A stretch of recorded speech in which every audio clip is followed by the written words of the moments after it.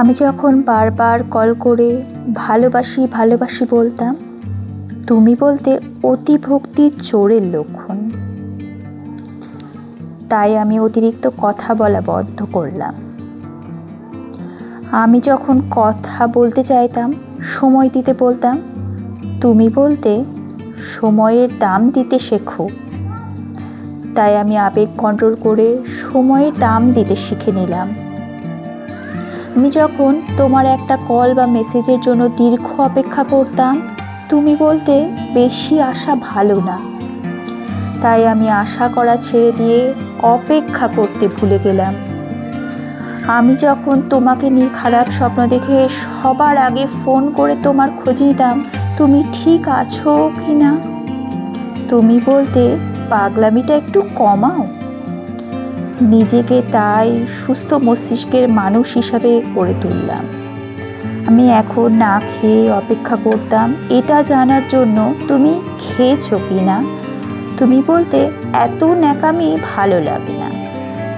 তাই আমি ন্যাকামি ছেড়ে নিজের মতামতকে তখন গুরুত্ব দিতে শিখলাম। আমি যখন মন খারাপ করতাম তোমার অবহেলায়, তুমি বলতে এত দুর্বল কেন তুমি। তাই আমি মন খারাপ করা ছেড়ে নিজেকে শক্ত করে নিলাম। কিছুদিন পর যখন তুমি চলে যেতে চাইলে, আমি বললাম যেতে পারো, আটকাবো না। তখন তুমি বুঝতে পারলে আমি বাস্তবতা শিখে গেছি।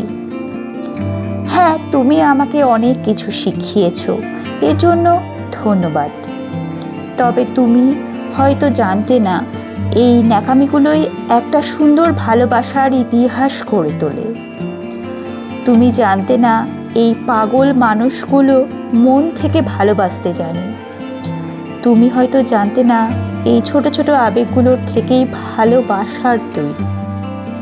তুমি হয়তো জানতে না, আমি তোমাকে ভালোবাসি বলেই আমার অতি গুরুত্বপূর্ণ সময়টুকু তোমাকে দিতাম।